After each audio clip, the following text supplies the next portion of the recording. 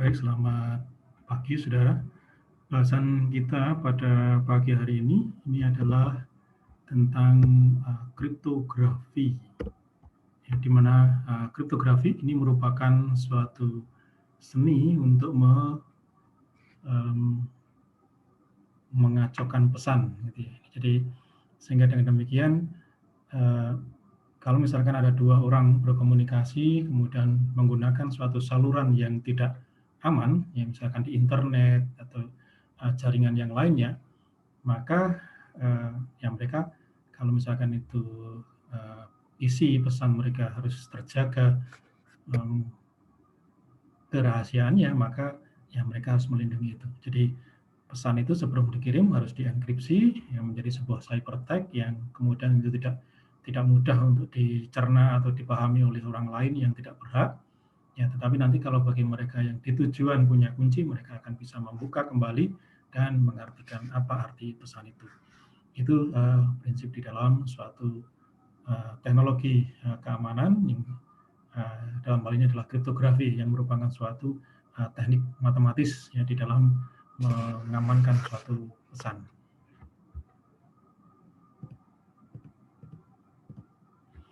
Oke, di dalam kriptografi ada beberapa terminologi yang perlu dipahami. Yang pertama adalah kriptologi dulu ya, kriptologi. Di mana kriptologi itu adalah merupakan suatu ilmu yang melingkupi kriptografi dan juga kriptoanalisis. Nah, kriptografi itu adalah suatu studi pada teknik-teknik matematika yang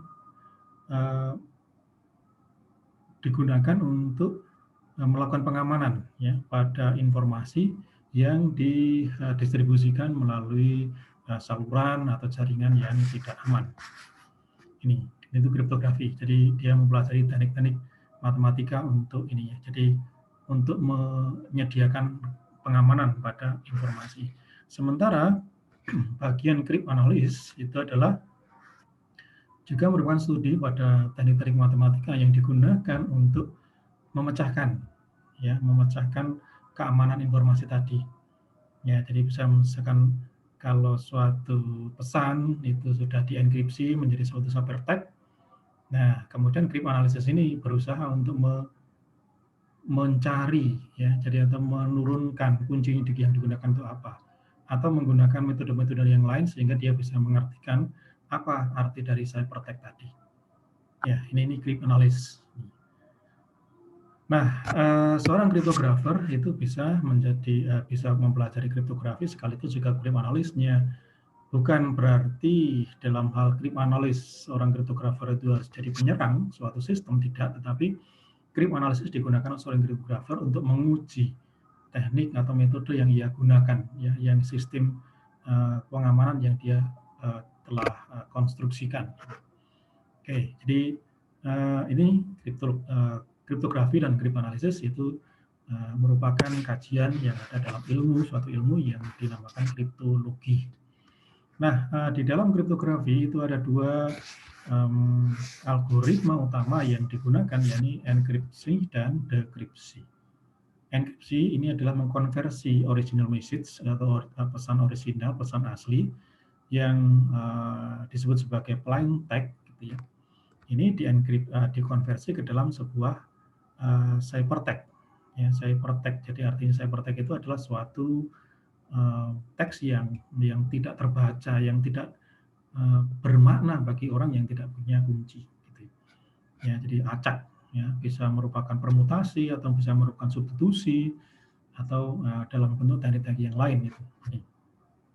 Ya, jadi sehingga enkripsi itu adalah suatu proses untuk mengkonversikan plain text kepada ciphertext. Nah, ciphertext inilah yang kemudian ditransmisikan ke dalam suatu jaringan, jadi suatu saluran, dikirimkan kepada tujuan ini melalui jaringan yang tidak aman tadi. Nah, kemudian sampai tujuan, ya, setelah sampai tujuan, ciphertext nanti akan dilakukan dekripsi. Di mana dekripsi itu adalah suatu proses untuk mengkonversi ciphertext kembali ke dalam plain text. Itu ya, jadi ini adalah dua algoritma utama di dalam sebuah kriptografi. Nah, mengenai kriptologi ini sejarahnya sangat panjang, bisa dimulai dari before century, di mana di situ ada kriptografi tradisional yang digunakan supaya bagaimana, ya biasanya dalam hal ini adalah untuk mengamankan pesan, ya misalkan dalam peperangan misalkan ya, jadi satu pasukan ke pasukan yang lainnya dalam satu divisi yang lainnya mereka mengirimkan suatu pesan. Nah, bagaimana supaya pesan itu tidak sampai diketahui oleh musuh ya, sehingga pesannya tadi dienkripsi ya. Misalnya yang sederhana itu misalkan ya, dengan menggunakan shift ya, jadi shift digeser, jadi geser berapa 3 kali, misalkan A jadi D, B jadi E dan seterusnya ini. Sehingga dengan demikian pesan asli itu tidak bisa diambil ya, oleh orang itu. Jadi hanya mereka yang punya kunci saja yang nanti akan bisa mendapatkan apa arti dari pesan tadi.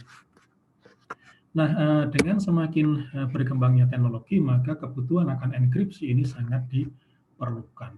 Ya, sangat diperlukan karena memang ya mau tidak mau kita harus berurusan dengan internet, misalkan jaringan yang lebih luas lagi ya, supaya informasi yang kita produksi itu bisa semakin cepat untuk misalkan diakses oleh orang-orang yang kita tuju. Ya, misalkan kalau dari perusahaan atau dari organisasi ya, punya customer, nah, supaya bagaimana produk-produk mereka itu semakin cepat untuk bisa diakses oleh banyak orang ya, sehingga ya ini jadi harus menggunakan teknologi internet di sini. Itu sehingga akan memajukan suatu organisasi mereka. Nah, tetapi di balik itu karena tentu saja di dalam suatu jaringan internet itu akan lebih banyak orang-orang yang tidak terauthorize ya, yang mengakses, yang ikut menggunakan jaringan itu, sehingga dengan demikian pesan ya atau informasi yang dikirimkan melalui jaringan itu harus dilindungi ya. Satu caranya adalah dengan menggunakan enkripsi, sehingga kebutuhan akan enkripsi. Jadi semua pesan, semua data, informasi yang didistribusikan melalui jaringan tadi ini didistribusikan dalam bentuk terenkripsi. Ya, jadi semua web browser yang populer itu selalu akan memiliki fitur-fitur enkripsi yang sudah built-in di situ untuk melindungi e-commerce, ya, aplikasi e-commerce, sehingga akan mudah bagi mereka untuk bisa mengamankan, ya, jadi mengamankan webnya, mengamankan informasinya, mengamankan data-data mereka.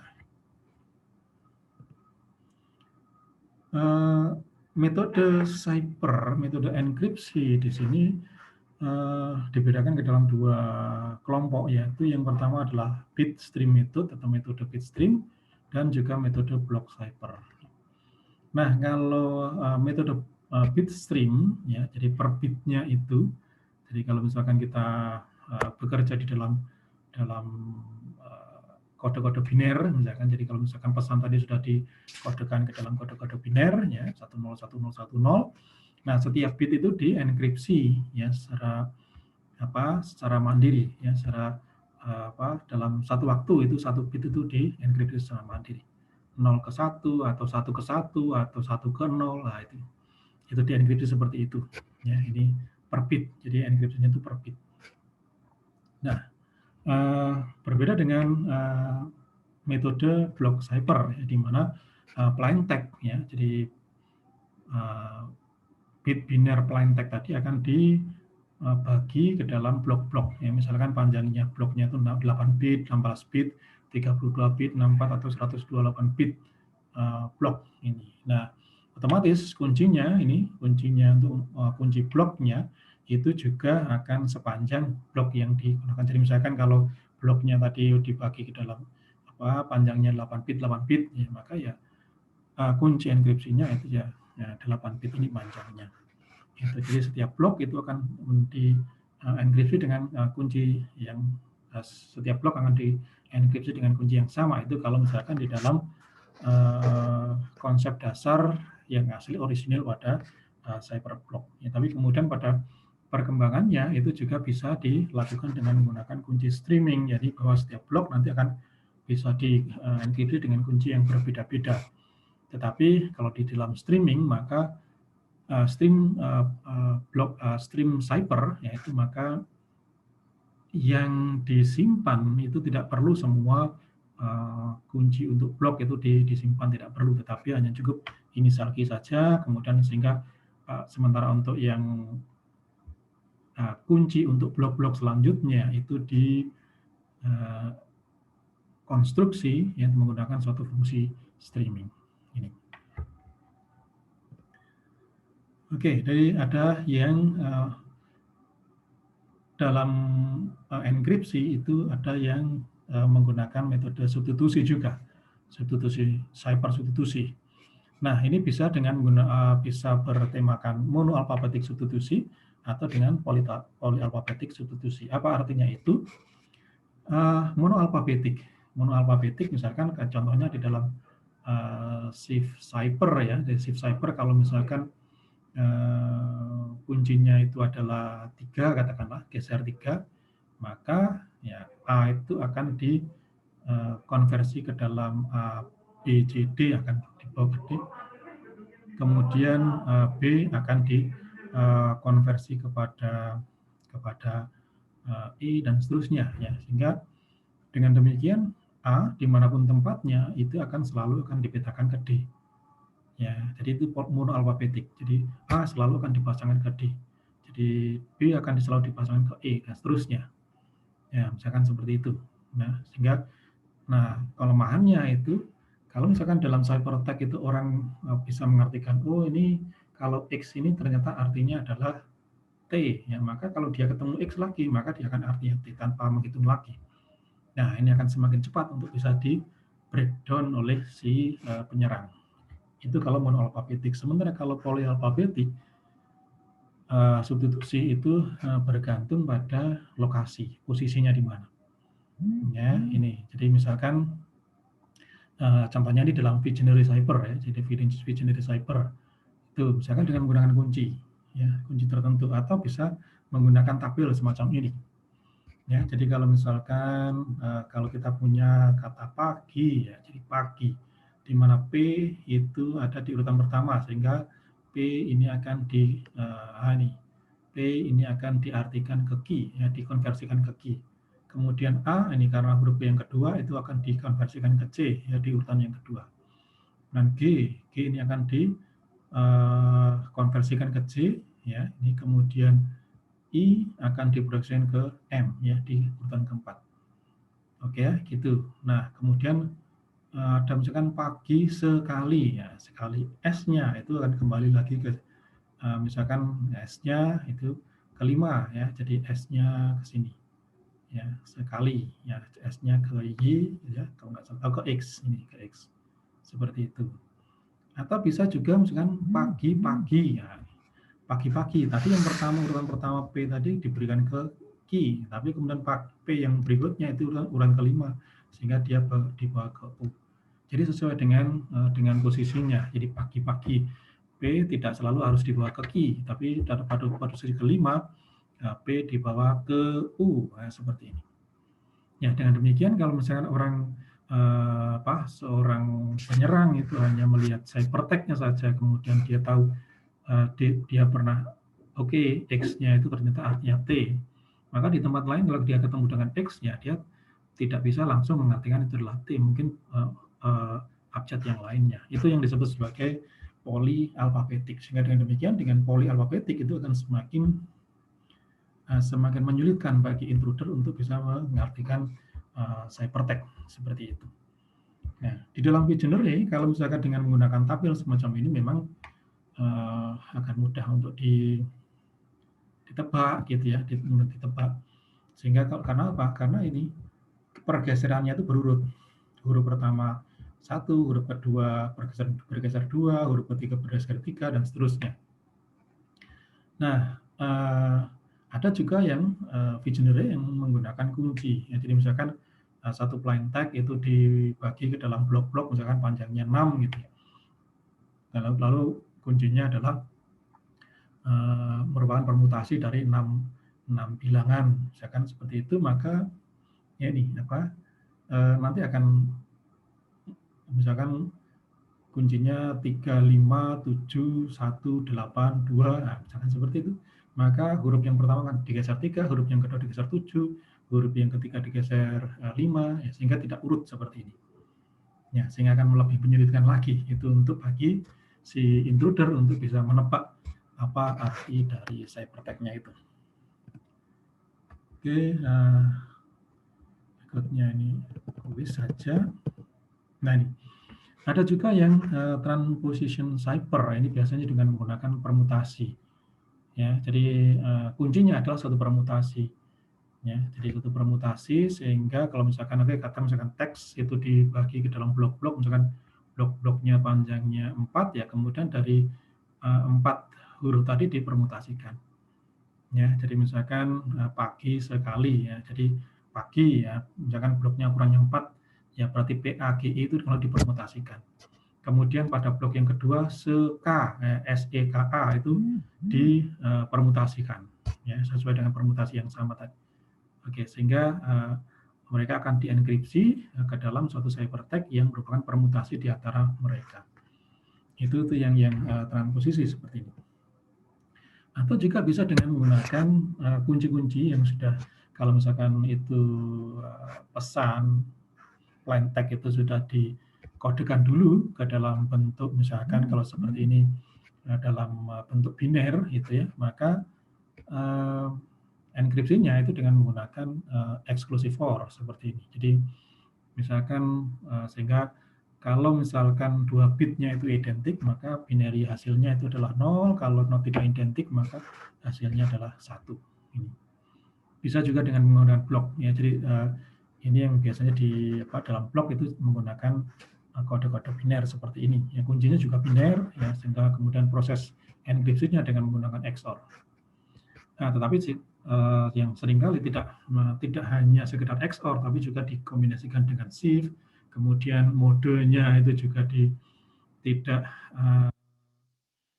akan divariasikan juga, ya. Jadi bisa mode ECB, bisa atau electronic codebook, bisa menggunakan CBC, ya, chain block cipher, ya, itu cipher block signing, ya, seperti misalkan dengan misalkan hasil dibagi dalam blok-blok, kemudian hasil enkripsi pada blok yang pertama digunakan untuk diekspor dengan blok yang kedua, lalu dienkripsi lagi, hasilnya diekspor dengan blok yang ketiga, lalu dieksporkan dengan kunci dan seterusnya, sehingga bisa berantai seperti itu. Sehingga kalau misalkan seorang intruder atau seorang penyerang itu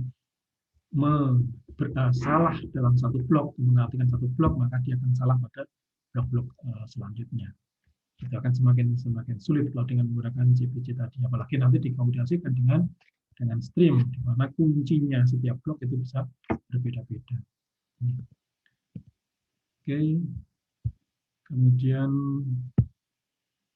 ya baik. Algoritma pada kriptografi, ya, jadi algoritma kriptografi itu dibedakan ke dalam 2 kelompok, yaitu pada simetrik dan asimetrik. Nah, di kriptografi yang simetrik itu menggunakan kunci enkripsi dan kunci dekripsinya sama. Ya, jadi simetrik kriptografi, kunci enkripsi dan dekripsinya sama, sehingga dengan simetriknya itu diartikan bahwa setiap orang yang mengenkripsi pasti bisa mendekripsi. Itu karena kunci enkripsi dan dekripsinya sama. Ya, biasanya pada DS, IS itu adalah kelompok dari simetrik kriptografi. Sementara yang asimetrik kriptografi itu adalah ini kunci enkripsi dan dekripsinya berbeda. Ya, ini seringkali ini digunakan di dalam public kriptografi atau kriptografi kunci publik, di mana seseorang ya, atau suatu pihak itu akan menggenerate 2 macam kunci, yakni kunci publik dan kunci private. Di mana kunci publiknya itu akan diumumkan, kunci private-nya itu disimpan, yaitu untuk dekripsi. Nah, kalau misalnya ada orang lain itu mau mengirimkan pesan, maka dia akan menggunakan kunci publiknya tujuan. Ya, itu ya ini. Kemudian, di tempat tujuan hanya si penerima saja yang bisa mendekripsi dengan penggunaan kunci rahasianya tadi. Oke, jadi kunci publik, inti kriptografi kunci publik di mana asimetrik itu diartikan sebagai bahwa orang yang mengenkripsi itu tidak akan bisa mendekripsi karena apa, kunci dekripsinya yang ada di tujuan, ya, jadi rahasia. Itu seperti itu. Nah, cuma sekarang ya dalam apakah kunci tadi asimetrik cipher tadi atau kriptografi kunci publik tadi, konsep itu digunakan untuk mengatasi ini kalau misalkan kriptografi kunci simetrik, ya, jadi simetrik kriptografi di mana kuncinya sama antara enkripsi dekripsi, maka di situ sebelum mereka melakukan komunikasi mereka harus mengkomunikasikan kuncinya dulu, janjian dulu kuncinya apa, ya, janjian dulu kuncinya apa. Nah, janjian dulu kuncinya apa ini adalah kalau mereka berada di tempat yang jauh ya berarti harus dikirimkan ya melalui jaringan yang tidak aman tadi. Ya, orang akan bisa melihat duluan, oh ini si A mau kirim pesan di link B, kuncinya ini. Maka kalau misalkan pada sesi berikutnya si A itu mengirim pesan terenkripsi kepada B, orang lain akan tahu, oh ini kuncinya ini, ya, sehingga bisa di breakdown. Nah, itu adalah permasalahan di dalam simetrik kriptografi. Jadi pada key exchange, bagaimana cara mengkomunikasikan kunci sebelum pesan asli itu dikirimkan. Nah, maka tadi dengan asimetrik kriptografi atau dengan menggunakan konsep kriptografi kunci publik, maka ya, misalkan A mau kirim pesan kepada B, dia tidak perlu lagi janjian sama B untuk kuncinya apa, tapi karena A harus melihat ya kunci publiknya B itu apa, maka pesan tadi akan dienkripsi berdasarkan kunci publiknya B. Nah, di tempat tujuan hanya B yang bisa mendekripsi itu karena dia hanya bisa saja yang punya kunci privatnya, kunci dekripsinya. Nah, tetapi bukan berarti yang asimetrik itu lebih bagus daripada yang simetrik di sini. Tapi, nah karena kalau di dalam kriptografi kunci publik ya atau asimetrik kriptografi, ciphertext-nya itu akan ukurannya jauh lebih besar dari plain text-nya karena dengan menggunakan perpangkatan. Sementara kalau misalkan dengan simetrik tadi, misalkan dengan XOR ya, jadi antara plain text dan ciphertext itu ukurannya sama. Misalkan kalau plain text-nya ukurannya 32, ya ciphertext jadi ukurannya 32 bit. Begitu, tidak berubah ini. Tapi kalau misalkan di asimetrik dengan menggunakan kriptografi kunci publik karena dia berbasis perpangkatan baik yang dengan RSA atau dengan yang dengan menggunakan logaritma diskrit, maka semuanya berbasis pada perpangkatan sehingga kalau misalkan plain text-nya itu 100 misalkan dipangkatkan 2, maka ciphertext-nya sudah 10.000 ini ya, sehingga dengan demikian bisa dipahami bahwa ciphertext di dalam asimetrik kriptografi atau dalam kriptografi kunci publik itu ciphertext-nya ukurannya lebih besar daripada ini plain text-nya. Padahal yang akan ditransmisikan ya ciphertext-nya tadi. Kalau misalkan dalam kasus penyimpanan yang akan disimpan ya ciphertext-nya tadi itu, sehingga dengan demikian ini akan berat di dalam penyimpanan itu. Sehingga pada kripto sistem yang sekarang itu yang populer adalah hybrid. Ya, kombinasi antara simetrik dan asimetrik. Di mana asimetrik kriptografi tadi digunakan untuk mengkomunikasikan kuncinya dulu, ya, menggunakan kunci. Nah, kalau saya kunci sudah dipahami oleh kedua pihak dengan menggunakan asimetrik kriptografi tadi, karena memang kunci memang tidak terlalu besar, ya, maka kalau misalnya dipangkatkannya pun juga mungkin tidak akan menghasilkan ciphertext yang besar juga, ya, terlalu besar. Ya, sehingga dengan demikian asimetrik cipher itu digunakan untuk mengkomunikasikan kunci. Begitu kunci sudah dipahami oleh kedua belah pihak, maka pesan aslinya itu kemudian baru dienkripsi dengan menggunakan kunci simetrik, ya, simetrik dari simetrik kriptografi. Ya, ini simetrik enkripsi tadi, ya. Jadi di dalam simetrik kriptografi contohnya adalah pada DES dan AES, di mana data enkripsi standar itu menggunakan plain text-nya dibagi dalam blok-blok yang ukuran masing bloknya adalah 64 bit. Ya, sehingga nanti kuncinya itu kunci utamanya di 64 bit tadi. Ya, kemudian dia akan dienkripsi sepanjang sebanyak 16 ronde, 16 kali enkripsi, baru akan menghasilkan ciphertext. Itu dengan menggunakan algoritma Feistel, jaringan Feistel. Ya, ini. Tetapi ini tidak ukurannya bloknya tidak terlalu panjang atau kuncinya juga tidak terlalu panjang, tetapi ya ini komputasinya akan semakin banyak jika dengan 16 kali encryption atau 16 kali enkripsi. Maka kemudian algoritma pada DS itu kemudian diperbaiki dengan IS, ya, jadi Advanced Encryption Standard, di mana IS itu menggunakan kunci yang lebih panjang lagi, yakni dengan 128 bit atau juga bisa sampai dengan 256 bit, begitu. Nah, tetapi walaupun kuncinya panjang, dia menggunakan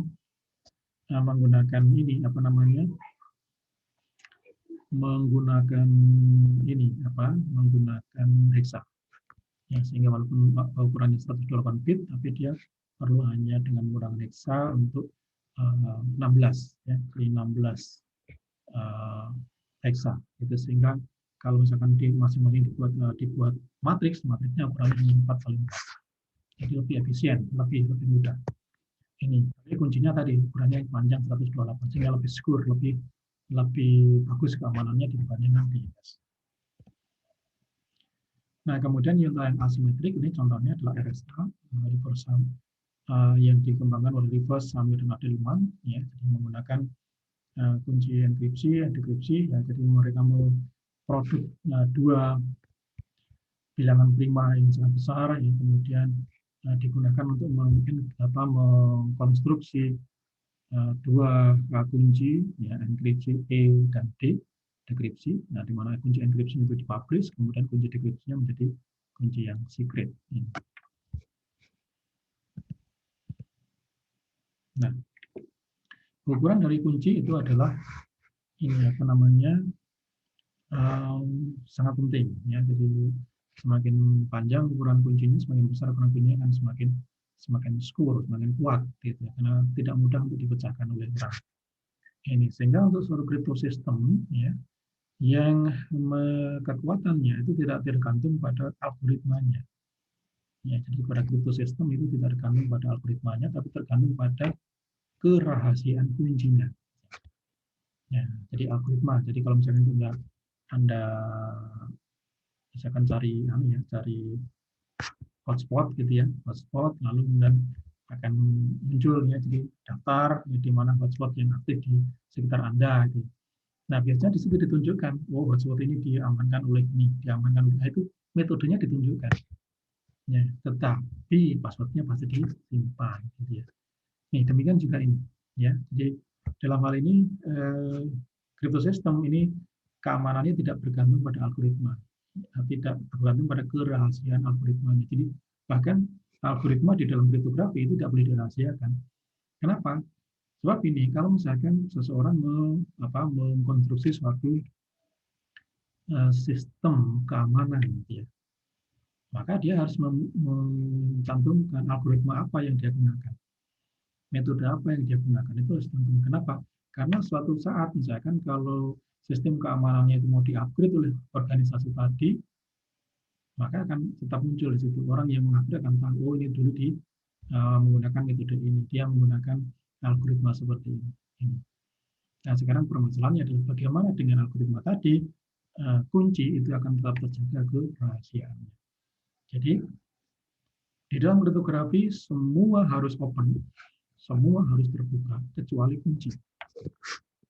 Jadi, oke, kalau misalkan Anda bilang, oh, saya mau mengenkripsi ini dengan menggunakan chip cipher, saya menggunakan Affine, saya menggunakan Visionary, saya menggunakan Hill, saya menggunakan IS, saya menggunakan DES, saya menggunakan RSA, itu harus terbuka. Ya, sehingga kalau misalkan di website biasanya akan dimunculkan di situ apa metode yang digunakan untuk mengenkripsi. Lalu misalkan kalau di situ ada kunci publik, maka kunci publiknya juga akan ditayangkan juga. Ini. Oke, tetapi bagaimana kunci dekripsinya, kunci rahasianya itu tetap rahasia. Jadi kekuatan dari kriptografi adalah kerahasiaan dari kunci, bukan kerahasiaan dari metode atau algoritma yang digunakan.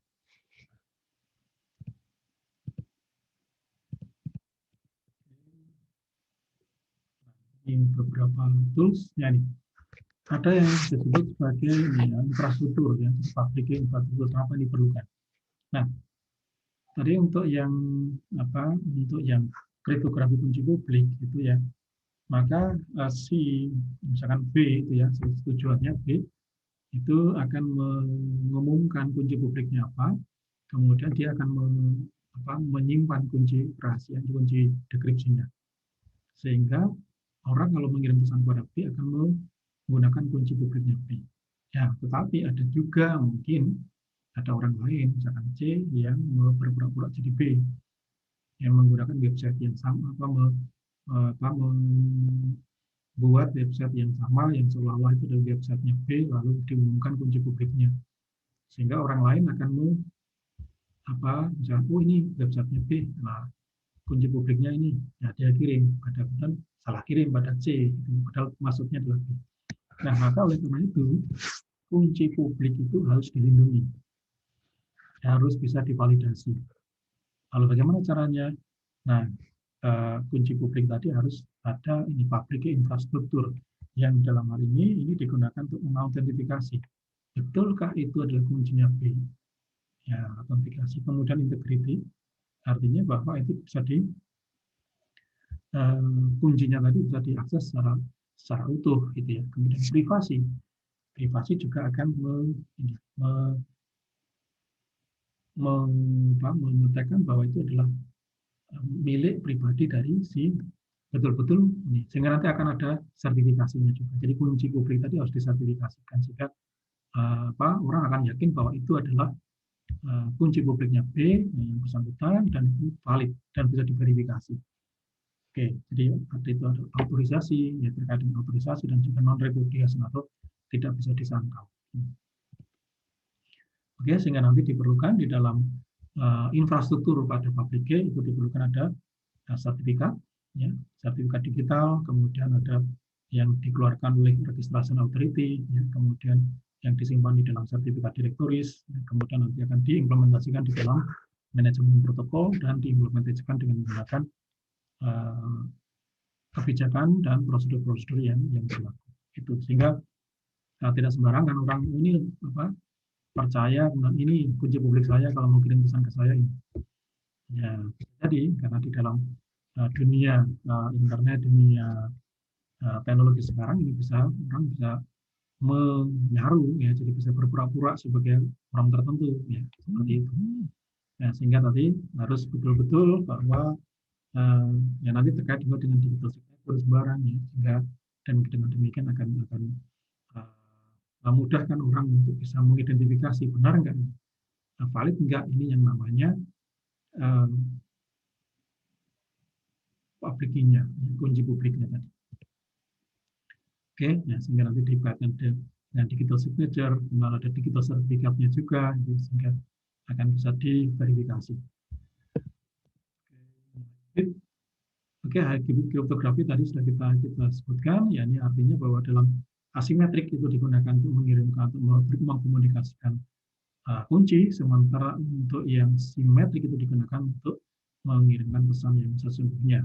Jadi yang sering terkenal untuk key exchange itu adalah diffie-Hellman. Jadi dua pihak itu saling berkomunikasi dalam protokol, kemudian dengan menggunakan kunci publik yang pada di akhir protokol mereka akan sama-sama dapat menghasilkan kunci yang sama. Nah, kunci yang sama yang dihasilkan itu kemudian digunakan untuk mengirimkan pesan yang secara kriptografi simetrik. Oke, berikutnya ada steganografi. Ini juga salah satu metode juga yang digunakan untuk mengamankan pesan, tetapi berbeda dengan kriptografi. Jadi kalau kriptografi tadi kan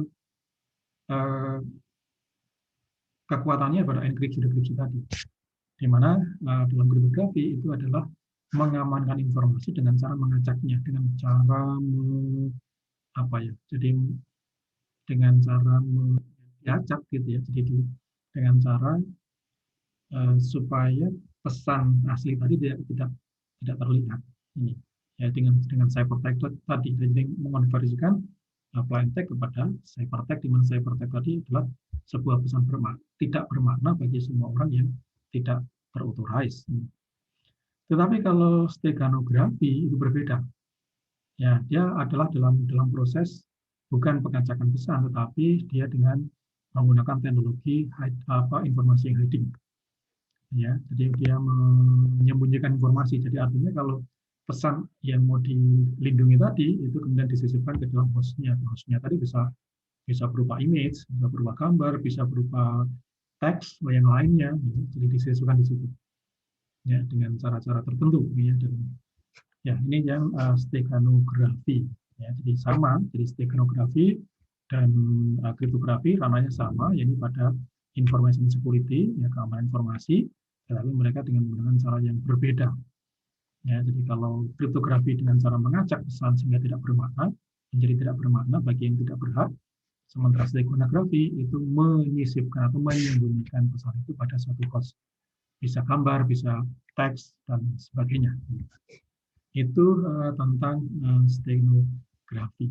Ya, jadi itu saudara, dan seringkali ya steganografi dengan kriptografi juga dikombinasikan. Ya, jadi misalkan ini, jadi ada suatu pesan, ya kemudian sebelum disembunyikan dalam satu image, pesan tadi dienkripsi dulu. Nah, hasil enkripsinya itulah yang kemudian disisipkan ke dalam sebuah image. Image-nya tadi biasanya image yang digunakan ya image yang biasa, sehingga tidak menimbulkan kecurigaan orang untuk di dalam gambar ini pasti akan ada pesan yang disimpan atau pesan yang disembunyikan. Ya. Oke, nah seperti biasa saja. Jadi bagi mereka yang orang-orang yang terauthorize akan tahu pesannya disimpan dalam gambar ini.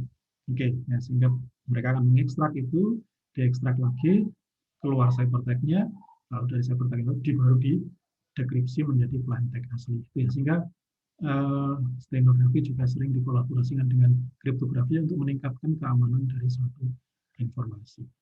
Oke. Nah, kita perlu juga melihat beberapa jenis serangan di dalam suatu kriptosistem tadi yang cryptanalysis, jadi cryptanalysis, ya, teknik-teknik yang tertentu dalam cryptanalysis yang digunakan. Jadi biasanya juga yang orang kriptosistem juga kriptografer juga akan melakukan ini juga. Tujuannya untuk menguji coba seberapa kuat dari sistemnya. Bentuk-bentuk serangan di sini, jadi artinya seorang penyerang itu akan berusaha untuk ini, jadi mencari kunci dulu, mencari kunci yang digunakan. Ya, sehingga mencari kunci yang digunakan itu bisa juga menggunakan brute force, ya, brute force attack atau serangan brute force. Jadi mencoba semua kunci yang ada. Ini brute force. Oke, ini. Jadi, nah ini ada juga serangan yang kemudian disebut sebagai man in the middle. Jadi A berkomunikasi dengan B, nah di tengah-tengah itu ada kata C, misalkan. Nah, C kemudian kalau A mengirim pesan pada B, lalu itu disabotase oleh C, ya, di-download, kemudian ya, ketemu kuncinya, ketemu apa artinya, kemudian pesannya dirubah, lalu dienkripsi dengan menggunakan kunci yang sama yang digunakan, lalu dikirimkan ke B. Nah, karena menggunakan kunci yang sama dengan A, maka B tidak akan curiga bahwa itu tadi pesannya sudah dirubah. Nah, ini adalah serangan man in the middle. Ya, kemudian correlation attack ini merupakan korelasi dari brute force, jadi artinya mereka berusaha untuk ini biasanya mengamati, ya. Jadi mengamati kalau misalkan, kalau ciphertext-nya ini ada, plain text-nya seperti ini, ciphertext-nya ini plain text-nya seperti ini. Atau dia bisa juga menggunakan metode brute force, yang dikorelasikan seperti itu, sehingga mencoba semua kunci yang muncul. Jadi kalau kita bersih cipher dengan menggunakan 26 alfabet, gitu ya, maka ya kemungkinan kuncinya 25, karena 0 jelas nggak mungkin digunakan sebagai kunci. Ya, maka ada 25, ya. Dengan percobaan 25 kali, maka dia sudah maksimal 25 kali dia sudah mendapatkan makna dari ciphertext itu. Itu brute force.